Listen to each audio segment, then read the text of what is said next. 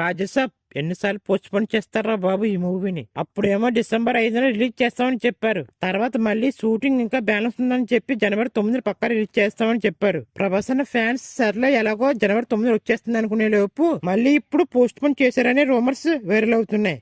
అయితే ఇప్పుడు ఈ రూమర్స్ రాజసాబ్ మూవీ టీం వరకు వెళ్ళాయంట.